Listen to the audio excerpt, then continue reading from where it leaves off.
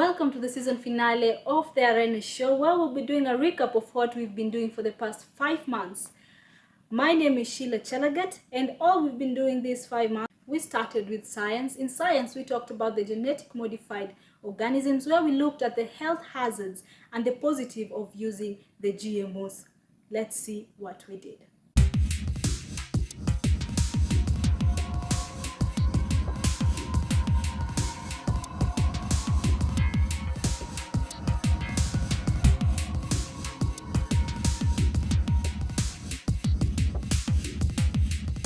Good morning, viewers. My name is Sheila Chelagat, and welcome to our Health Matter show today. And today on our show, we'll be discussing about GMO and human health. On our show today, we have Mr. Dennis Otieno, an agribusiness journalist, to help us discuss on health matters concerning the genetic modified organism in food. So, Mr. Dennis, would you tell us the difference between a genetic modified organism and genetic modified foods? Is there a difference? To sum it all up in very simple terms, a genetically modified organism is basically an organism that has been, the foods are already processed changed. foods, not on the farm. This is in terms of, they're not processed. This is in terms of how they've been grown. Yeah, looking at the way in which they've been manipulated. But it's the same. It's just like having normal seeds. The only difference that comes is with regard to their qualities when they are compared. So looking at for the normal foods, the organic foods, you realize looking at the way they grow, some are not resistant to drought or pests as such when you compare them with GMO foods. GMO crops are highly resistant to drought and also pests. These are two things that have actually been affecting our farmers. In Kenya, yes, indeed, it has been banned, and it was banned in November 2012 by the Kibaki administration. They cited health concerns. But as you can see, of course, we do have fruits being imported from South Africa. South Africa being a nation that has already adopted GM foods. But in Kenya, you see, for the staples that we normally take, that's the maize, a bit of beans, but then again, maize being our major staple. It's actually the one that the National Biosafety is conducting trials on. They did ban because of what they've been hearing happening in nations like... So it's assumption. It's about hearing. These are assumptions because the scientists who have been busy conducting... But we cannot put health of civilians, the citizens of the country, on assumptions. Not tampering. I mean, we have scientists who are busy conducting, they're busy conducting tests. And even as we speak right now, GMO, consumption of GMO foods and also growing of GMO foods has actually been banned in Kenya. But what is happening right now, we do have the National Biosafety Authority, which is actually the body that has been mandated to conduct trials on GMO foods. But being told that time is over, would you give us your last remarks on the issue? I think as much as we have various, various stakeholders involved, those who are against the GMOs, those who are pro-GMOs, we should just put the interest of the country first. Because let's give scientists their time for them to fully conclude tests and experiments on this particular technology.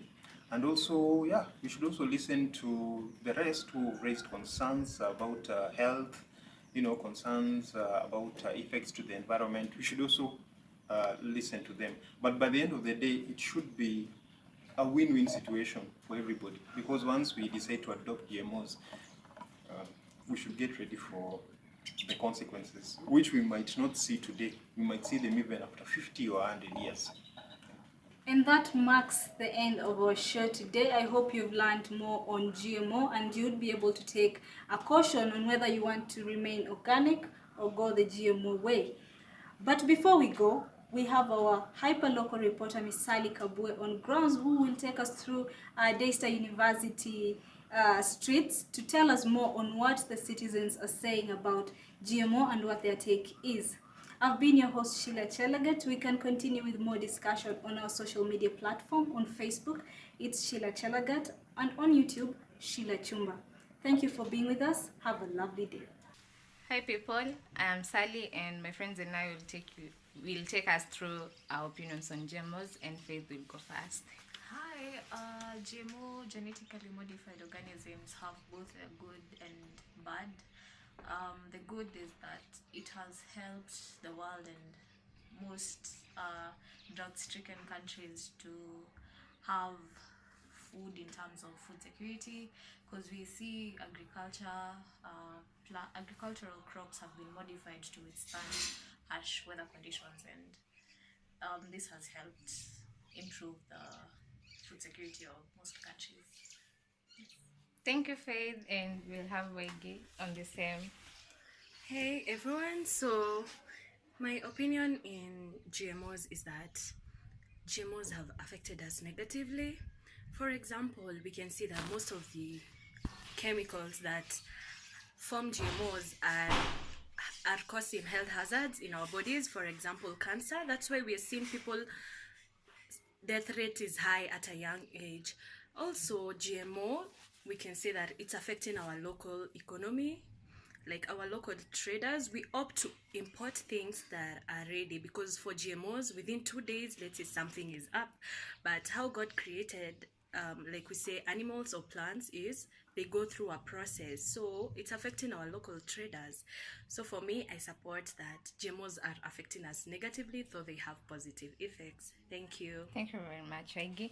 And now I'll give my opinion on the same, and I would say that, like they have both said, GMOs have both positive and negative effects, and I would say if we would settle on the local products we have, it would be a better idea than risking our lives for things we could easily avoid. And thank you very much. This was Sally, Waigi, and Faith. In our political segment, we looked at the 6-piece suit.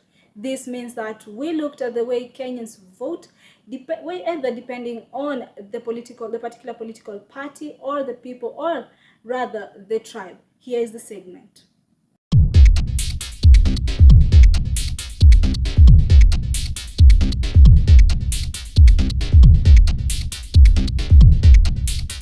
Viewers, welcome to our show today. My name is Sheila Chelagat, and like I said before, we are talking about politics. And with us we have Kefa, who is here to discuss about the six-piece voting suit. Welcome, Kefa. I'm honored to be here. So Kefa, you are a voter clearly. Yes, I am. And you have voted previously. Yes. So tell me, what do you understand about the suit voting system? To me, it's an old, let me say, Stone Age way of voting. You know, it's the thinking that you want to vote an entire party in. And to me, it's not what voters should be doing, but instead choosing leaders and not parties. What if all the people you want, you have looked at their manifestos and all that, and they satisfy you as a citizen, and yet they come from the same party? I think that's more of a hypothesis. What if, it's difficult to find the person you want in each and every elected post to belong to one party. And just judging from the past elections in Kenya, I don't think there's that one time you can find that. But you have seen so many leaders from various parties have been advocating for the 6-piece system of voting. Yeah. In order to, the more people they have in the party, the more they're guaranteed they are to have to get into the parliament. What is wrong with that? Me, I've seen I would say even the ruling government to this that is there today. They've been wanting leaders to be picked from their own party, but I find it selfish and only self-centered. doing that to please your own selves and not to serve the people. Instead, I prefer them saying to the people, choose your leader. If your leader is from this and this party, better party. Do you think that would be a bit hypocritical according to you, who you are for particular party, Yeah. which we are not going to mention right now? You are in party A, Yes. and there is party B. How are you going to say that to vote for anyone, just simply because you you want to be patriotic? I won't try or to say something? vote for anyone. What I will say is vote for the right leader, and that is what is important. Go for the right leader who will serve you as a people. Do you Don't think? don't go by what I'm telling you. Do you think that most Kenyans are educated to vote like that, looking at the manifestos and what they are about to offer? In Kenyans, about being educated, I think Kenyans are educated, but they still remain things they could change. So can we term it as ignorance? Yeah, ignorance is a word that. What specific thing do you think that the government, or let's say IEBC, at the future voting, future electioneering period can do in order to curb such situations? They always do this voter education thing, and I think that's something maybe they should include. As much as you're telling me tick, there's all that rules, tick inside the box, don't all that talk. Also, it's important for IEBC and other NGOs that support a free and fair and democratic election to also include that as part of the education to the voter, because once the voter can pick out their leader and not some suit, as you call it, then they can begin having an impact in their lives. Otherwise, we'll keep going around and they keep complaining. 2022 comes, they do the same suit thing, nothing will ever change. But like we know, it's called civil education. Yes. IBC does its work. We have seen campaigns running on television, on radio, and sometimes people go door to door. I have particularly witnessed that. So we cannot say that they are not really doing their work. But when it comes to our leaders, during those campaign seasons, that's when we want to know who is who. Vote for my party, not the other party. Yet even that other party has a capable leader. What do you think can be done to leaders, since they're the ones who have most impacts? I think our leaders are failed, especially in Africa and Kenya in particular. To me, what I think of an election campaign is you go pitch your ideas of how you can impact to your electorate, how you can impact their lives once they choose you. Give them what you are able to do. Like, give them a list of this is what I'll do for you, and then now leave it to them to pick you. I don't like the culture where Kenyans are being told. Kenyans have gone to school. We are not changing the education system. But how should a leader come and tell you, But pick this? like we have seen before, the leaders, most people have those that we call followers. Yeah. To the new millennials, followers, the voters who really, the diehards voters. How do you think they will feel when they are being told, you want to select or elect a presidential candidate from this particular A party, and you can also have a party B as a governor? How do you think they will cope with that? And yet their presidential candidate tells them, vote for me and vote for the ex man or the ex lady, because we come from the same party. I think the issue is not telling them that you can pick me candidate from party A and pick another one from B. I think to me is even ignoring mentioning these parties. Sell your manifestos to the country, to your electorate, to your people, and let them make that choice. So you won't even be faced by a dilemma on what to tell them. You will just sell your ideas to them and let them make their decision. It's that simple. As we look at your last remarks, you as a youth, like we have said before, you are a voter. Yeah. What do you think can be done? Since the youths, like we have been told, are the leaders of tomorrow, but let's say are the leaders of today, what do you think can be done for the youth in order to maintain or just to curb that kind of situation? Yeah, I think even without even going to what can be done to the youth is what can we as the youth do? We are the majority in this country, but now we have also been contributing to the failure of systems in this country. Like recently, NTSA was just taken out of the roads and we got the traffic police officer back. But you'll find these youth saying, leo tunaenda tukunywe. wale polisi wa Cobra wako tena. See, and the same thing happens. Let me give a bribe now. Someone is gone. This happens. Like, we just need to stop being ignorant and realize that we don't have to wait for the next generation, because we keep saying the youth can impact. It's about time we start impacting now. I don't know what we are waiting for, to become as old as, I don't know, 60, 70 and begin making changes. It's time we start and stop saying we are the future. The future is now for Kenya. The future is now for the youth. The future is now for us. Thank you so much for your time. We appreciate your time and your contribution to our show. Well, viewers, that's all we had today. I've been your host, Sheila Chelagat, but we can continue this discussion on our social media platform. On Facebook, it's Sheila Chelagat, and on YouTube, it's Sheila Chumba. Before we go, we have our hyperlocal report. Who has our hyperlocal report? Stay tuned. Hi, my name is Joy, like that. Right now I'm in class with these two. So I've been asked to comment on whether people vote on tribal or political party lines.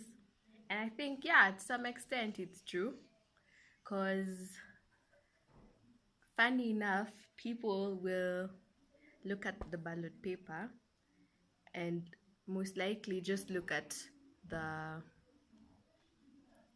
political party. As in, they'll see NASA and just tick without even caring about what their philosophies are. Yeah, I think that's yeah.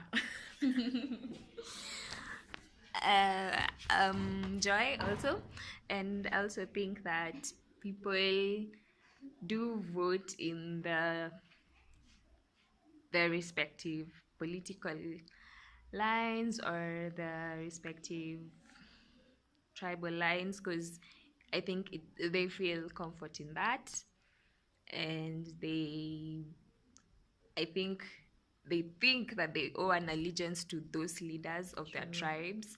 So most people actually vote according to their political lines.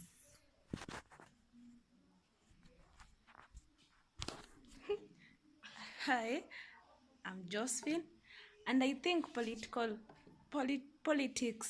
can go as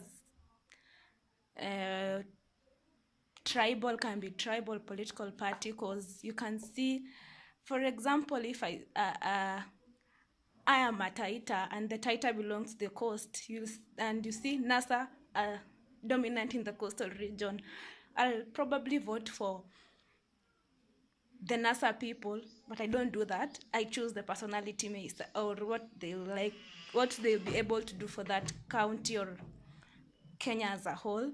Others vote for a tribe because they say if one person is a Kamba and they see in the ballot paper there's a Kamba, I'll vote for the Kamba. The person will vote for the Kamba person. So it's both tribal and also political party. Finally, we were able to look at the business segment. We looked at the economy of the country, the inflammation of the nation, whether it happens only during the electioneering period, or are we as Kenyans used to the inflation? Stay tuned.